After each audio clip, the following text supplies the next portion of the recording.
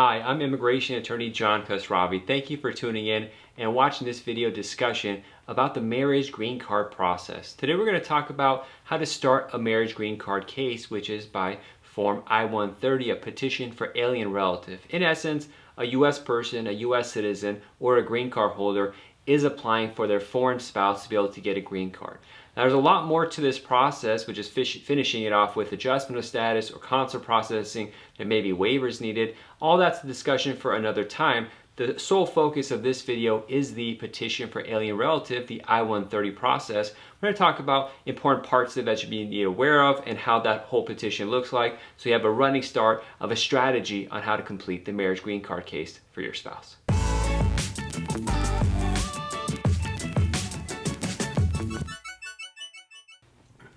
Thanks again for joining us. We're going to have a good discussion today going over the I-130 petition, a petition for alien relative, or when you want to bring a foreign spouse to the United States. Now there's fiancé visas as well. That's another form I-129F. I'll do another video about that. But this is a case where an American person, either a U.S. citizen or green card holder, is married to a foreign person.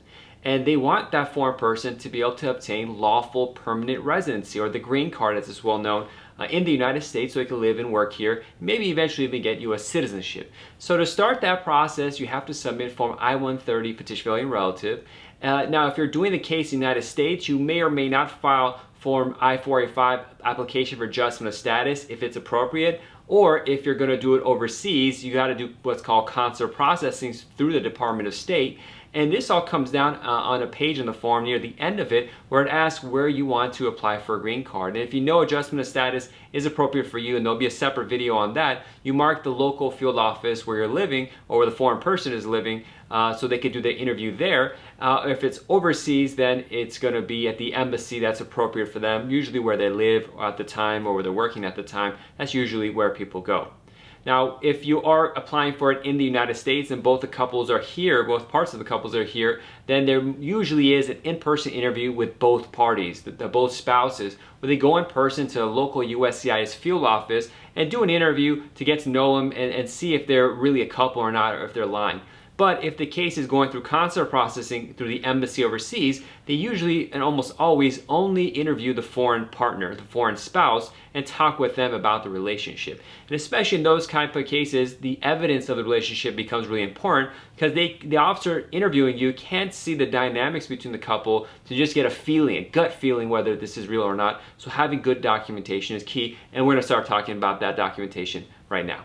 So the Form I-130 petition, always go to uscis.gov to download the newest version of the form because these change. Sometimes they'll change and they look exactly like the previous one, but it's still changed. And if you submit an expired version, they're going to deny the case or just send it back to you and say it was inappropriate. And so you don't really want to do that. So always go to uscis.gov, find the I-130 petition page to find the latest version of the form, how much the current fees are, which do change, and also the filing location.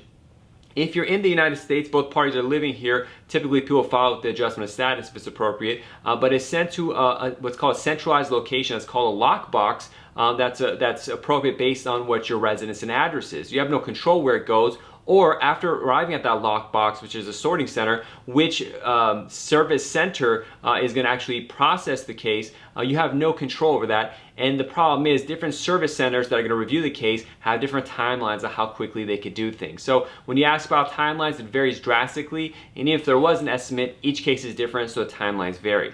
If the spouse, both spouses are in the United States, eventually the case goes to a local field office where they do an interview, and a lot of the delays in how long the I-130 process is going to take depends on that local field office and how busy they are, how understaffed they are, and the like. But if the case is going to the embassy, the time it takes for the I-130 to be approved is based on that length of time that service center has to do it, and it varies drastically. I've had these approved in 3-4 months, and I've had them take over 1.5 years.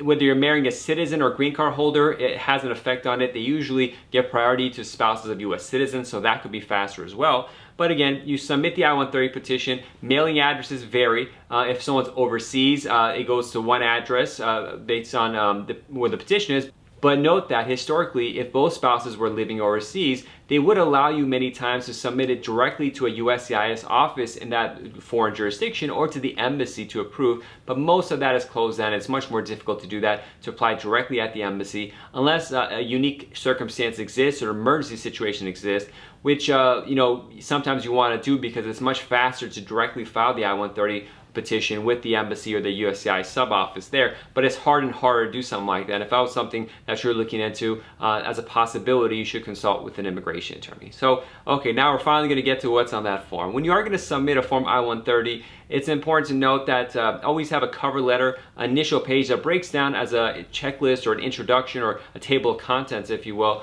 of what is included in there. And the initial thing is the form I-130, which is all the biographic information that's necessary. Then also an I-130A, which is more biographic information of the foreign spouse. And then you need proof that the U.S. person has status, either their green card or their U.S. passport or their naturalization certificate or their birth certificate, one of these kind of documents to show that a U.S. person has the right to give this immigration benefit to the foreign person. Next, you submit the marriage certificate, and that could get complicated depending on what part of the world you got married and what kind of documents they need, but essentially you need to show that they're in a valid marriage based on the jurisdiction where they got married that's recognized. And also, if they had previous marriages, you need to show that those previous marriages were ended, divorced, or death certificates if one spouse passed away, so that you are able to marry again. You can't be married to two people, and sometimes people think they're divorced, but they didn't finish the paperwork right, so a new marriage is not appropriate if they undo things. So problems like that do emerge frequently enough.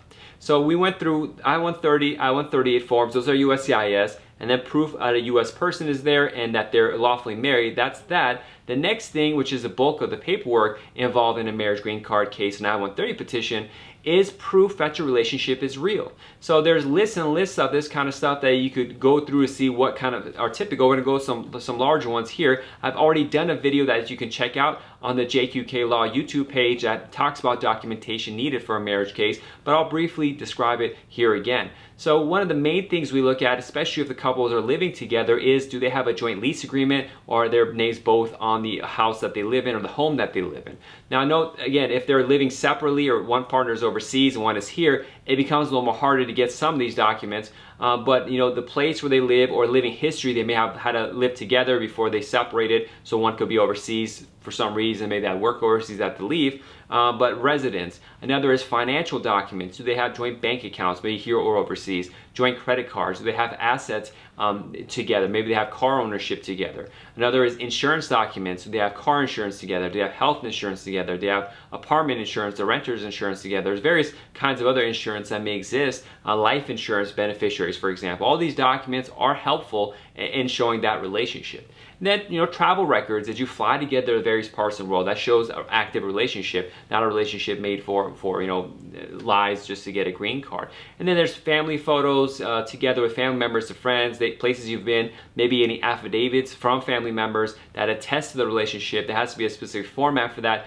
because certain information has to be included. And then you kind of just look at your relationship. Maybe you have birthday cards you've written together that have dates on them to show the development of the relationship. You might have gone to Disneyland and bought season passes together, so you have season passes that look the same or are sequential in their numbers, so it shows you went to Disneyland together, or have photos at Disneyland as well. And there's all these kind of things. You just got to dig in deep, and that's something we do when we have a consultation to analyze people's relationship to see, well, what kind of coupley things can we show to show that's a real relationship. Now, some people might have children together, birth certificates showing both their names. It's a good and easy way to prove this is a real deal. We have kids together, and that responsibility that comes with it, we have it together. So these are the documents you put together. You print them all, ideally print in color, and just print as much as possible, so it's a big packet, organized and clean, that you could then mail to USCIS for it to be reviewed. Now, some notes I want to mention before going forward, while we're done with that portion, is that when you do submit an application to USCIS, if you have had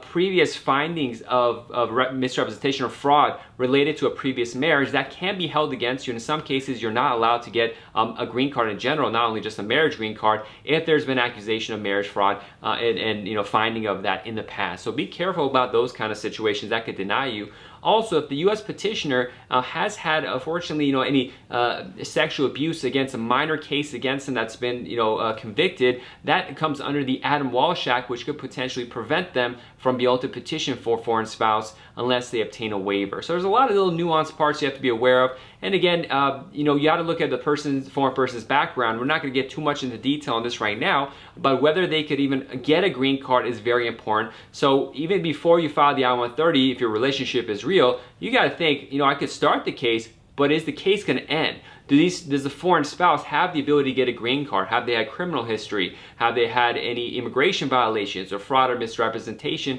to U.S. Immigration Service or other kind of stuff that could prevent it to make it not even worth filing in the first place? And there is another video in this series about inadmissibility. That's a term that they use to catch these kind of issues beforehand, and if needed, prepare for those or have a waiver ready. So that's a recap I wanted to provide of the I-130 petition. Once you dig deep into in the forms, you'll see there's a lot of questions about your background that you should get in order beforehand. 5 years of work history, 5 years of residential history, each of your parents' you know, names, dates of birth, place of residence, place of birth, other immigration past history for the foreign spouse, different names used, different previous spouses, and a lot of this kind of information that they really want to collect. And so it's important to have that ready and fully put it there in a clear format so it's easy for the officer to view. There's simple stuff, you know, for example, try to type it in instead of handwriting it. It's easier for them to read. Don't forget you have to submit passport photos, 2 of the petitioner, that's the U.S. person, and 2 of the beneficiary, that's the foreign person terminology that they use for that specific petition. The petitioner and the beneficiary. So the passport photos are key. And as always, don't forget to pay the filing fee. That's a mistake people make. And when you write out that check, make sure the amount's correct. Make sure the written version and the text version of that amount, the numerical version, are matching. And the check has to be made to the U.S. Department of Homeland Security, that full term. Don't make it less, and make sure the rest are good. Now, they do allow credit card payments as well.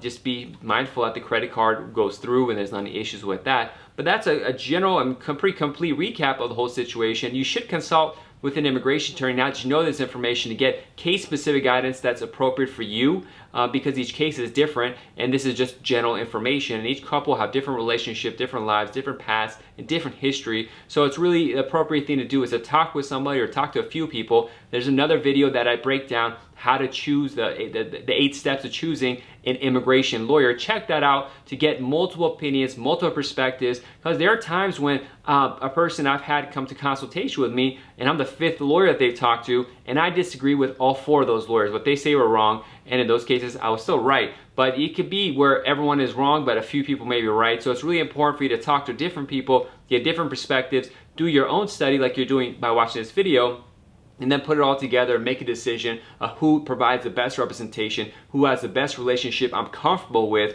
and who I could trust with this important aspect of your life. And of my life, I guess, when you're talking about yourself. Thank you so much for watching this video. I appreciate it. Please continue watching the rest of the videos in this series to get a full balanced idea and perspective of the marriage green card process. I wish you all the best. Bye-bye.